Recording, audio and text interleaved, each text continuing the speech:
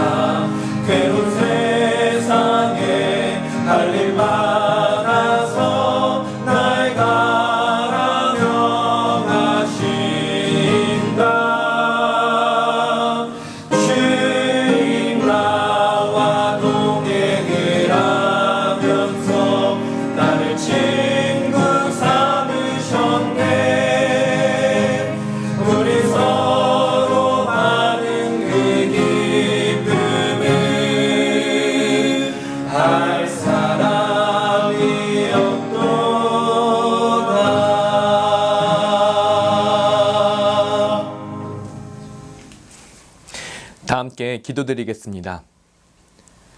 사랑하는 하나님 아버지, 오늘도 눈을 떠서 가장 먼저 아버지께 예배를 드리며 오늘 하루 일용할 영혼의 양식을 맛보게 하심에 감사드립니다.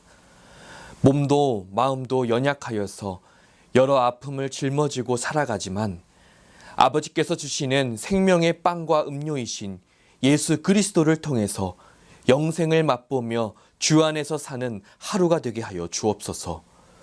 무엇보다 나의 가정, 나의 건강, 나의 삶을 주님께서 붙드실 때에 나의 연약함으로 크신 하나님을 망각하지 않게 하여 주시고, 나는 비록 천하고 부족하나 주의 사랑이 나를 완성하고 나를 붙들고 계심을 아는 하루가 되게 하여 주옵소서. 세상이 전염병의 공포와 정치 이념의 충돌로 시끄러울 때에도 나는 오직 주의 나라와 그의 의를 구하며 이 교회를 통해서 주님 나라가 임하기를 소원하며 살아가게 하여 주옵소서. 하나님 아버지, 무엇보다 주님의 도우심을 구하며 간절히 기도로 하루를 시작하는 인생들에게 특별한 은혜를 주시고, 더도 말고 덜도 말고 주의 은혜를 경험하기에 만족할 만한 은혜를 주셔서 하나님의 살아계심을 입술로 선포하고 삶으로 증거하며 살아가는 자녀들이 되게 도와주옵소서.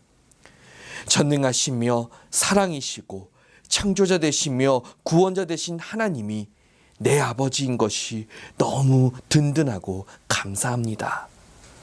오늘 하루도 아버지와 동행하는 행복한 하루 되길 원하며 이 모든 것 우리 구주 예수 그리스도의 이름으로 기도드리옵나이다. 아멘. 오늘 함께 읽을 하나님의 말씀 신명기 27장 11절에서 26절까지 말씀입니다.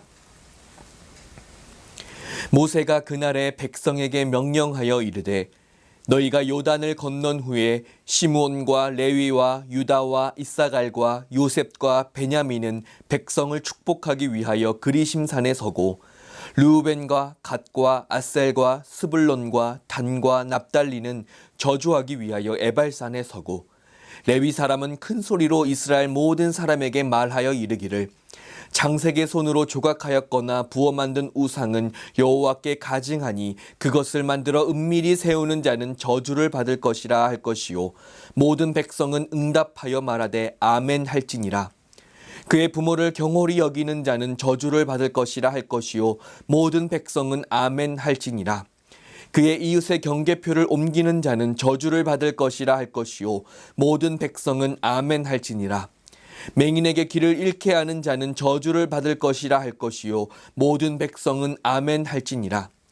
객이나 고아나 과부의 송사를 억울하게 하는 자는 저주를 받을 것이라 할 것이요 모든 백성은 아멘 할지니라. 그의 아버지의 아내와 동침하는 자는 그의 아버지의 하체를 드러냈으니 저주를 받을 것이라 할 것이요 모든 백성은 아멘 할지니라. 짐승과 교합하는 모든 자는 저주를 받을 것이라 할 것이요 모든 백성은 아멘 할지니라.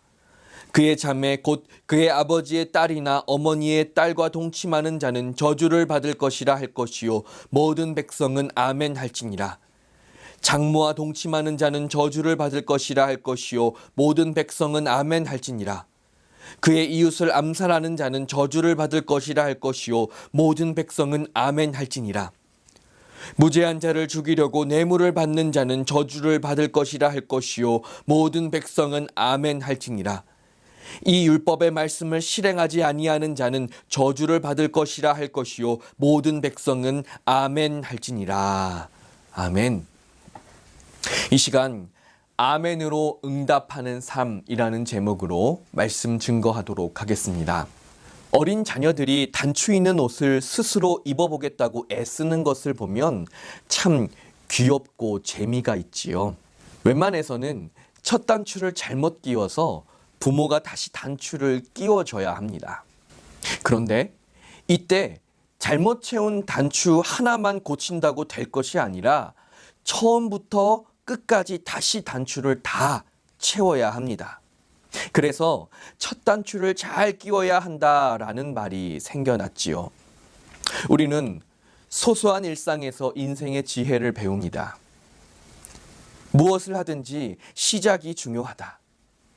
개인의 일상, 사회생활, 신앙생활 모두 첫 단추를 잘 끼워야만 제대로 살아갈 수가 있습니다. 오늘 새벽 예배를 드리는 성도님들은 오늘 하루의 첫 단추를 예배로 끼우며 시작하셨습니다. 첫 단추를 아주 잘 채우신 것이지요. 오늘 하루 일과가 하나님의 축복으로 가득 채워질 줄로 믿습니다.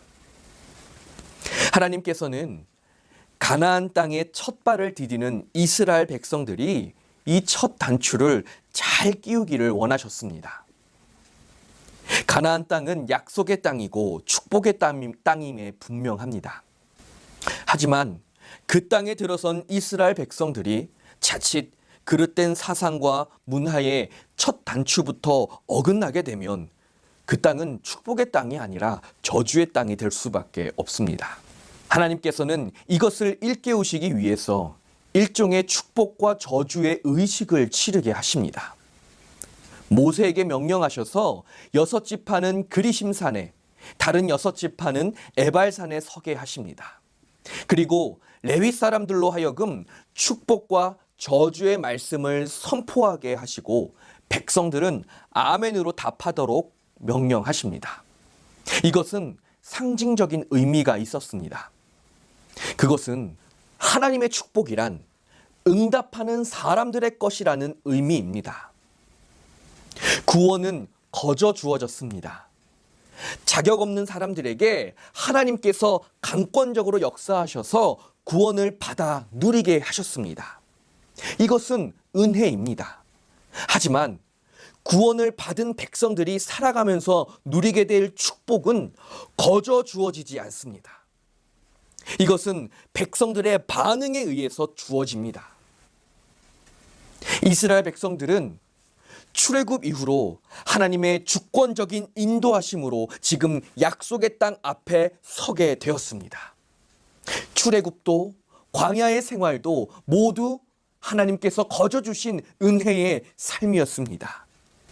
때문에 가나안 땅에 들어가서도 하나님은 그들의 주인이 되어 주시고 그들은 하나님의 백성으로서 신분을 유지하며 살아갈 것입니다. 하지만 그 땅 안에서의 삶을 얼마나 풍족하게 누리고 그곳에서 하나님의 인도하심을 얼마나 충만히 누리고 그곳에서 하나님의 사랑을 얼마나 깊이 체험하느냐는 이스라엘 백성들이 앞으로 얼마나 하나님께 잘 반응하느냐에 달려 있는 것입니다. 이것은 오늘날 그리스도인들에게도 마찬가지입니다. 예수 십자가 보혈의 은혜로 구원을 얻은 우리는 이 세상에서 하나님의 축복을 경험하며 살아가게 되었습니다. 구원은 거저 주신 것이고 은혜입니다. 하지만 얼마나 주의 말씀과 성령의 인도하심에 반응하느냐에 따라서 축복을 경험하는 정도의 차이가 생겨납니다. 어떤 분들은 매일 아멘으로 화답하며 살아가십니다. 매일매일 하나님의 나라를 경험하고 매일매일 예수님의 은혜를 체험하며 살아가게 되는 것입니다. 그야말로 축복받은 삶을 살아가십니다. 하지만 어떤 분들은 하나님이 주시는 축복은 관심이 없이 그저 세상의 물질이 주는 축복에만 온통 관심을 쏟습니다. 구원은 얻었지만 하나님의 은혜로 하나님의 자녀는 되었지만 이 세상에서의 삶은 온전한 축복이 아닌 그야말로 저주의 삶을 살아가는 것입니다. 제가 몇 주 전 담임 목사님과 함께 한 성도님을 신방드린 적이 있습니다. 항암 치료를 받으시며 믿음으로 잘 견뎌내고 계시는 분이었습니다. 예배를 드리기 전에 함께 삶을 나누는 시간을 가졌는데요. 암을 치료하시면서 어쩌면 삶의 마지막 순간을 보내고 계시는 그분께서 지금의 그 삶이 너무나 감사하다는 말씀을 하셨습니다. 평생 성경 말씀도 제대로 못 보고 주님 만나는 삶을 소홀히 여겼는데 암에 걸리고 나서 생활을 정리하고 매일 성경을 보고 유튜브로 설교 말씀을 들으면서 하나님을 경험하니 하루하루가 너무 값지고 소중하다는 말씀을 하셨습니다.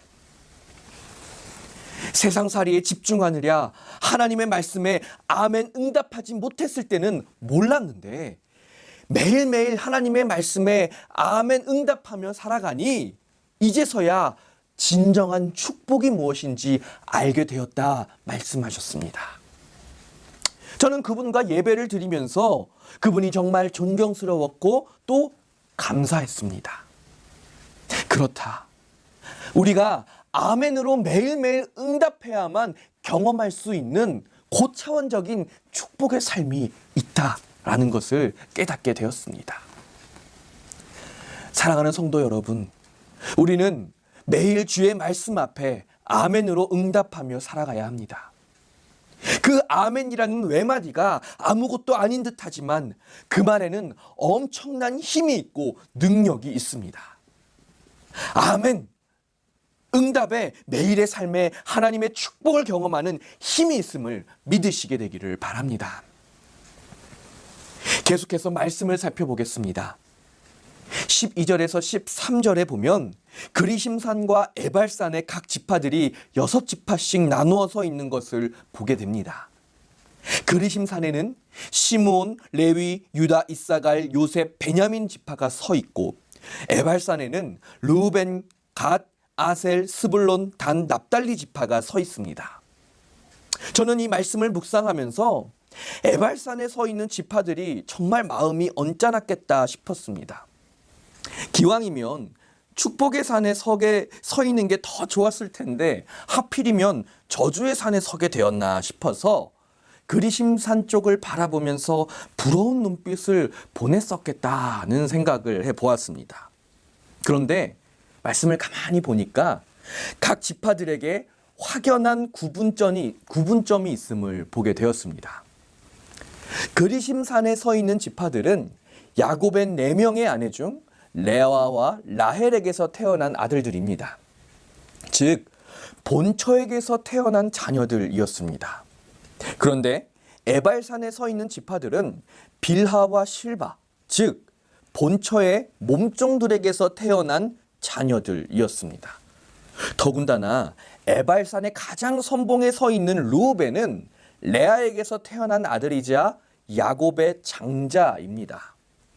또 스불론은 레아의 막내 아들이지요. 그들은 출신 성분만 보면 당연히 그리심산에 서야 했지만 르우벤이 아버지의 첩이었던 빌하, 즉 단과 납달리의 어머니와 통간하는 죄를 저질렀지요. 그래서 20절 말씀에도 그가 저지른 죄에 대한 저주가 선포되고 있습니다.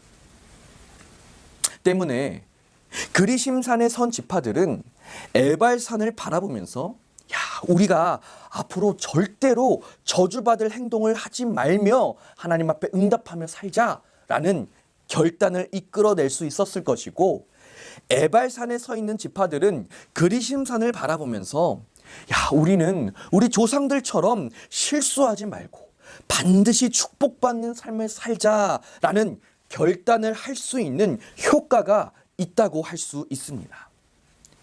결과적으로 모든 이스라엘 지파들로 하여금 하나님의 말씀에 반응하게 하는 효과가 있었던 것입니다. 우리가 인생을 살아가면서 때로는 그리심산에 설 수 있고 때로는 에발산에 설 수 있습니다. 그런데 그리심산에 섰다고 해서 자만하고 안주할 것도 아니고 에발산에 섰다고 해서 낭망하고 슬퍼할 것도 아닙니다. 왜냐하면 앞서서 말씀드렸듯이 축복이란 하나님의 말씀에 응답하는 사람들의 것이기 때문입니다. 하나님께서는 이스라엘 12지파들로 하여금 그러한 구분점을 주시고 앞으로 그들이 어떠한 삶에 응답하며 살아야 하는지를 깨닫게 하셨던 것이지요. 또 그리심산과 에발산은 거주해야 할 땅이 아닙니다. 그곳은 그저 바라봐야 할 산, 보고 깨달아야 할 산입니다. 오히려 거주해야 할 땅은 그 산 중앙에 있는 세겜과 같은 땅입니다. 세겜은 어깨라는 뜻의 장소입니다. 양쪽에 산이 있기 때문에 마치 그 지형이 양쪽에 어깨를 갖고 있다라는 의미에서 붙여진 이름인데요. 일찍이 아브라함은 처음 가나안 땅에 도착해서 세겜에 첫 예배 제단을 쌓았습니다. 또 출애굽한 이스라엘이 가나안 땅에 처음 들어가서 예배드린 곳도 세겜 땅입니다.